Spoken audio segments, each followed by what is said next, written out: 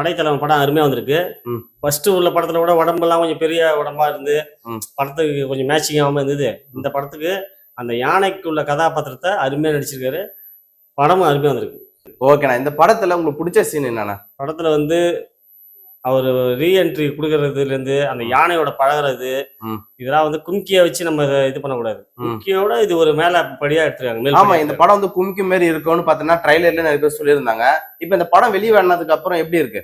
கும்கிக்கும் இதுக்கும் சம்மந்தம் இல்லை. கும்கி வந்து அது ஒரு யானையோட இதுதான், இது ஒரு யானையோட இதுதான். ஆனா வந்து இந்த படம் வந்து விஜயகாந்த் பையன் வந்து இந்த அளவுக்கு நடிச்சிருக்கிறது அவ்வளவு அருமையா வந்திருக்கு படம். ஓகேண்ணா. இப்ப விஜயகாந்த் பையன்றதுனால இந்த படத்துக்கு ஒரு மிகப்பெரிய ஹைப் கிடைச்சது.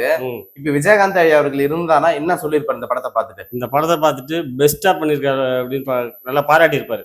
அவரே வந்து நான் என் பையன் நிரூபிச்சிட்டேன் அப்படின்ட்டு கண்டிப்பா பாராட்டிருப்பாரு. எப்படி உச்சத்தை தொடுவாராது இவரு?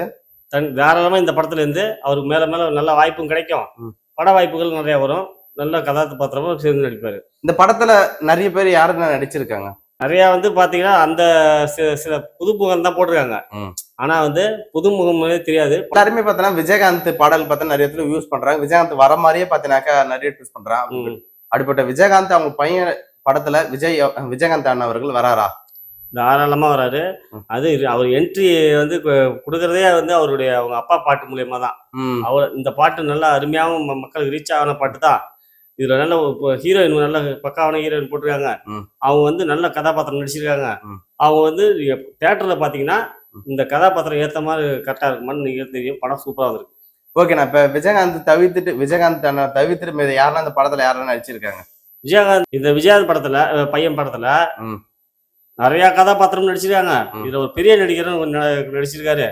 அவருடைய இது வந்து இந்த இதுல பாத்தீங்கன்னா ரமணா படத்துல இருப்பாரு கூட, அவரு கூட டிராவல் பண்ணுவாரு. அவரும் இதுல நடிச்சிருக்காரு.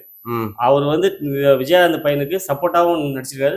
அந்த படத்துக்கு எத்தனை மார்க் கொடுக்குறீங்க? படத்துக்கு 85 மார்க் கொடுக்கலாம். பாடல் மியூசிக்லாம் எப்படி இருக்கு? மியூசிக் பாடல்லாம் வந்து அந்த காட்டுலயே இந்த யானையோட இது பண்றதுனால டிராவலிங் நடக்கிறதுனால கும்கிக்கு மேல ஒரு படிக்கு மேலதான் இந்த மியூசிக் எல்லாம் பண்ணிருக்காங்க. பாடல்கள் அருமையா வந்திருக்கு. ஓகேண்ணா. ஓகே, நன்றிண்ணா.